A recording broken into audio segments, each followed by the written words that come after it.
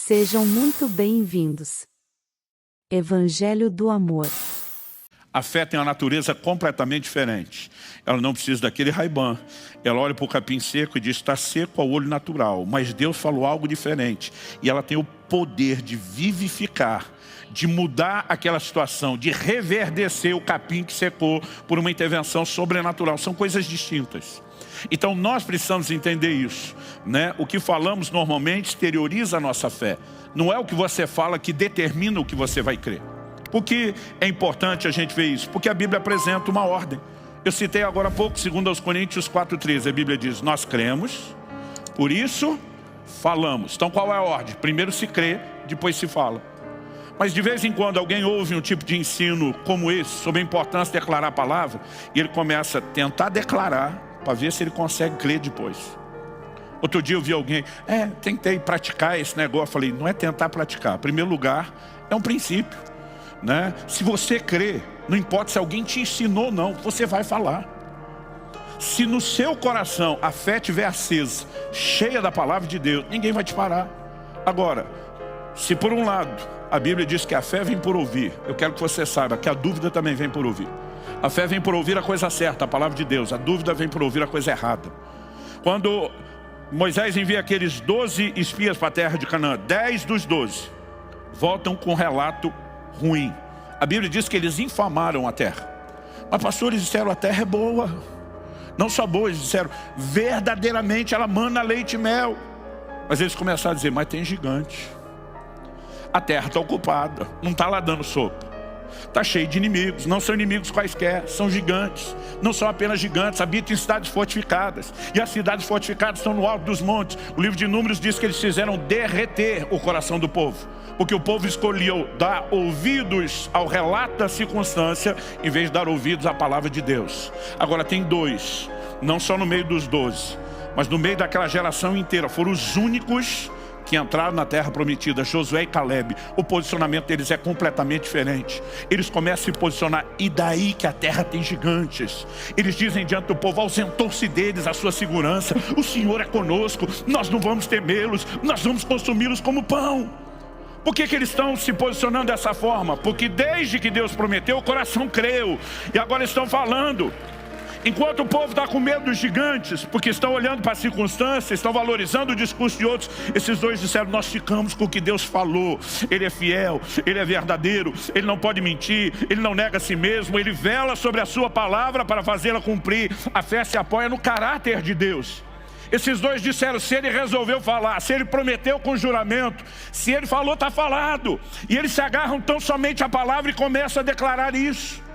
Enquanto Hebreus 13:19 vai dizer que o resto não entrou por causa da incredulidade, presume-se que os únicos dois da geração que entraram porque tiveram fé. E essa fé foi externada, essa fé foi manifestada por meio daquilo que eles falaram. Quando a Bíblia diz, eu criei, por isso falei, eu acredito que nós precisamos ter cuidado. Eu aprendi desde a minha adolescência, as pessoas diziam, cuidado com o que você fala. Palavras são sementes. Eu gosto de as pessoas não fiquem falando o que você não quer viver. Mas alguns às vezes estão numa neura que você não pode nem brincar.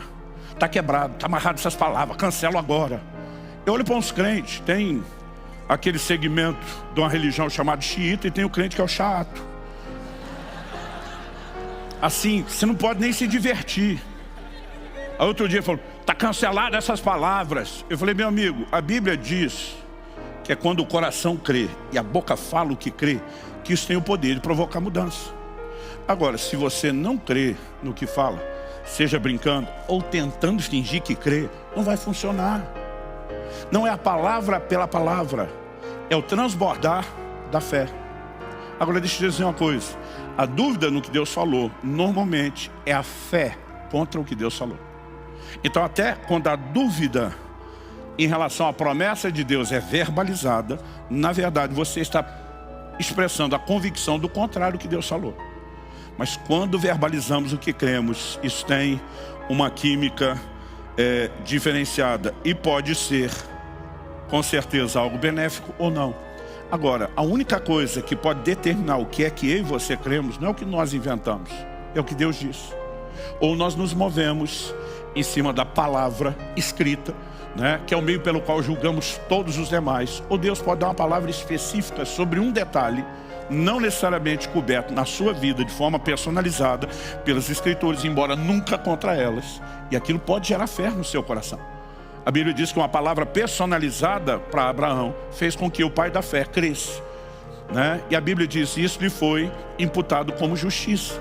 Então, eu e você precisamos aprender a valorizar a palavra de Deus. A razão pela qual o crente precisa de um envolvimento profundo com a Bíblia, gente, não é por mera questão de ter informação.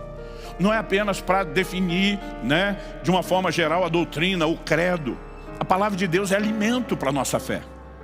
Quando Jesus diz, nem só de pão viverá o homem, mas de toda a palavra que procede da boca de Deus, ele mostra que a palavra é alimento espiritual. Mas em 1 Timóteo 4,6, Paulo diz ao seu discípulo, você será nutrido, alimentado pelas palavras de fé. Então, ela alimenta, de uma forma geral, o espírito, mas de uma maneira muito específica, a fé. Agora, se eu e você, Jesus falou que a boca fala do que está cheio o coração, se eu e você não enchemos o coração com a palavra, lendo, meditando, refletindo, estudando, a boca vai ter alguma confissão depois espontânea? Não. Você pode talvez fazer uma lista, copiar a fé dos outros, tentar falar feito um papagaio e depois vai dizer, não funcionou. Porque suas palavras não são mágicas. Mas se houver fé inspirada pela palavra de Deus e a fé na palavra for verbalizada, então você vai atrair uma realidade que Deus cria, não que as suas palavras criam. Dá para entender a diferença? Agora, o que falamos, de fato, exterioriza a nossa fé. Terceiro e último lugar, a fé falada materializa as realidades espirituais. Eu quero que você vá comigo para o Evangelho de Marcos, no capítulo 11. Evangelho de Marcos, capítulo 11. Eu quero que você leia comigo do versículo 12 ao 14. O texto diz assim, no dia seguinte, quando saíram de Betânia, Jesus teve fome. E vendo de longe uma figueira com folhas, foi ver se nela acharia alguma coisa. Aproximando-se dela, nada achou, a não ser folhas, porque não era tempo de figos. Então Jesus disse à figueira, não a Deus, Jesus disse à figueira, nunca mais alguém coma dos seus frutos. E os discípulos de Jesus ouviram isso. Agora pula comigo para o verso 20. Passando eles pela manhã, viram que a figueira estava seca desde a raiz. Então Pedro, lembrando-se do que foi dito o dia anterior, falou, mestre, eis que a figueira que o Senhor amaldiçoou ficou seca. Estou impressionado. O Senhor falou, e aquilo que o Senhor falou aconteceu. É diante desse cenário que Jesus responde, verso 22. Ao que Jesus lhes disse, tenham fé em Deus. Por quê? Eu quero lembrar você que porque é uma conjunção, a palavra de ligação entre o raciocínio que está sendo criado e a conclusão a que se chega. Porque em verdade lhes digo que se alguém disser a esse monte, levante-se, jogue-se no mar e não duvidar no coração, mas crê que se fará o que diz, assim será com ele. Jesus está dizendo, da mesma forma como vocês me viram falar, e aquilo que eu declarei se materializou, vocês podem viver nesse lugar. Interessante que Jesus diz assim, se alguém, outras traduções diz qualquer, aqui não diz que você tem que ter pelo menos 10 anos de crente. A Bíblia diz qualquer. Outro dia alguém falou, pastor, qualquer pode ser até um não crente. Falei, mas você está falando de fé, você está falando do não crente, fica meio confuso. E talvez ele não tenha uma experiência profunda de conversão, ainda não chegou a vivenciar o novo nascimento, mas tem que ter algum nível de fé, tem que ter ali. Mas ele diz claramente, se alguém disser e não duvidar, mas crer que o que diz vai acontecer, assim será com ele. Sabe, eu sei que nós podemos ir a extremos, e ao longo de décadas eu tenho visto o ensino da fé produzir resultados positivos e negativos, porque as pessoas podem ensinar de forma equivocada e outros podem entender de acordo com o que querem. Mas não importa se por uma razão ou por outra, eu já vi muitos extremos em relação à fé. Mas eu não posso negar a você que eu tinha 15 anos de idade, quando pela primeira vez eu vi alguém falando sobre Marcos 11, 23, sobre falar e crer. Eu lembro que na simplicidade dos meus 15 anos, na época eu decidi começar a treinar diante do que estava, né, na minha frente, na primeira oportunidade. Eu não tinha nenhum monte para transportar. Quando Jesus fala sobre dar ordem ao monte, movê-lo, eu não creio que ele necessariamente está dizendo para eu e você ficarmos brincando de mudar a topografia terrestre. Mas monte na Bíblia fala principalmente de situações difíceis, obstáculos intransponíveis. No livro de Zacarias, quem és tu, ó grande monte? E aí Deus diz, diante de Zorobabel se transformará numa campina. Deus está dizendo, eu vou mover o obstáculo que está à frente. E essa ideia precisa ser entendida dessa forma. Eu lembro que na época, aos 15 anos, eu não sei porquê, mas apareceu uma verruga num dos meus dedos, na base do dedo, próximo da mão, o indicador. E eu lembro que eu tinha mania de ficar mordendo aquele canto, do mesmo jeito que fazia com a unha, e depois mordia as unhas. Alguém tentou me dar uma explicação, que eu não sei se é fisiológica, né, que de alguma forma eu ranquei alguma coisa da verruga mãe, fui plantando verrugas cílios, mas me apareceram 10 verrugas, uma na ponta de cada um dos dedos. E eu lembro quando eu li isso, eu pensei, preciso arrumar algum monte. E de repente eu olhei para aquilo e falei, vou começar desse montinho. Meu coração estava incendiado, gente. Não era apenas vou tentar praticar. Eu sentia que a palavra estava produzindo alguma coisa em mim. Eu sentia que Deus estava, né, quase dizendo que nem o narrador, vai que é tua. E diante daquele estímulo, eu lembro que eu olhei para aquela verruga e falei, dou conta de crer nisso. E eu lembro que eu falei, eu te amaldiçoo como Jesus fez com a figueira. Eu te ordeno secar. Eu te mando, e aí eu pensei, para que mar? Pode escolher o mar, mas vai sair daqui. Eu dei uma palavra de ordem com toda a convicção do meu coração. E simplesmente deitei e dormi. No dia seguinte, por hábito, fui morder a verruga. Não achava, olhei, não tinha mais a verruga na mão, não tinha mais nenhuma dos dedos. E não importava o que alguém tentasse me dizer, te ensinar errado. Eu falei, mas funcionou desde os 15 anos, está funcionando até hoje. E sabe, nós precisamos aprender a confiar em Deus. Precisamos aprender a confiar. E hoje eu olho para trás e eu digo, Deus está me dizendo, não importa o tamanho do problema, se parece grande, se parece pequeno, eu e você podemos crer. E por meio da fé podemos ver resultados. Agora, o que eu e você precisamos compreender é que a fé falada materializa as realidades espirituais. Pastor, então o senhor passou a ter um ministério de orar para assumir verruga? Não, embora é interessante que isso ainda acontece até hoje. Mas Deus de alguma forma estava provocando minha fé, dizendo, eu quero que você treine, eu quero que você exercite a sua fé, eu quero que você aprenda a confiar em mim. E algo que eu e você precisamos entender sobre a natureza da fé, quando a Bíblia diz em Hebreus 11 que a fé é a convicção daquilo que não se vê. Eu gosto de uma tradução mais antiga da Bíblia de Jerusalém. Esses dias consultei uma publicação moderna e eles mexeram um pouquinho, mas uma mais antiga tentou traduzir esse texto assim, a fé é uma posse antecipada daquilo que se espera. Em outras palavras, nós podemos dizer que é ter antes de ter. Curioso é que uma tradução, na verdade algumas, mas não são a maioria, elas traduzem Marcos 11, 22. Eu, por exemplo, em português, eu encontrei isso na versão de Antônio Figueiredo, onde nós normalmente lemos tende fé em Deus. Algumas traduções optaram, e alguns comentaristas, né, estudiosos da área, sugerem que uma das possíveis traduções é tende a fé de Deus. Em outras palavras, a fé que Deus tem. Imite Deus. Por que eu estou dizendo isso? Quando Romanos nos chama a ter como modelo Abraão, dizendo que ele é o pai da fé, Romanos 4, 16, 17, se referindo, né, ao que acontece lá no registro de Gênesis, ele diz, essa é a razão porque provém da fé, para que seja segundo a graça, a fim de que a promessa seja garantida para toda a descendência, não somente a descendência que está no regime da lei, mas também a descendência que tem a fé que Abraão teve. Está falando aqui dos gentios, os filhos na fé.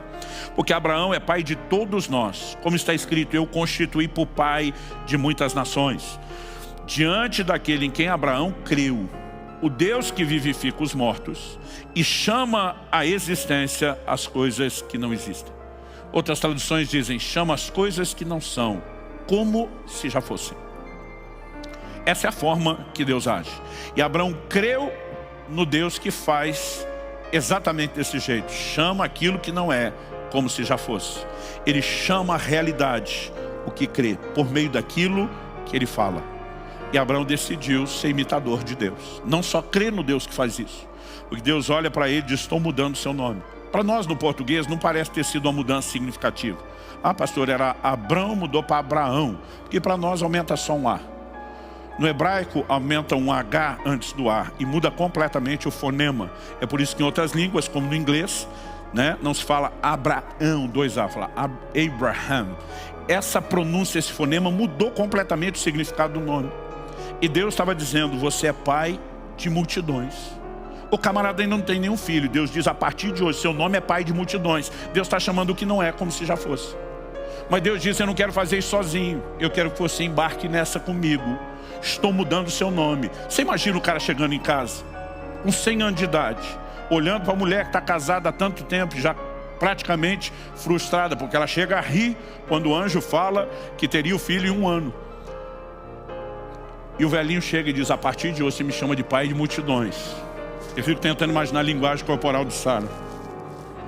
Fico tentando imaginar os servos da casa. Fico tentando imaginar os amigos e os vizinhos. Ninguém mais me chama pelo nome antes. Eu sou pai de multidão. Tá bom, pai de multidão que não tem filho. Mas a Bíblia diz que ele creu. Ele sintoniza com Deus. Ele muda a sua declaração. E a Bíblia diz, ele creu no Deus que vivifica os mortos. Não era apenas mudar o estado do seu corpo. É o Deus para o qual não existe nada, absolutamente nada irreversível. E ele diz, e eu vou fazer do jeito que Deus faz. Eu vou chamar o que não é, como se já fosse. Porque se a fé é a convicção de que algo ainda não se materializou aos olhos terrenos, mas é uma realidade do plano espiritual, nós precisamos entender que a fé é uma espécie de portal entre os dois mundos. Entre as duas dimensões. Há um reino natural, há um reino espiritual. Eu vou falar melhor sobre isso outro domingo. Mas nós precisamos entender que a fé tem a capacidade de trazer. Por isso que eu estou falando.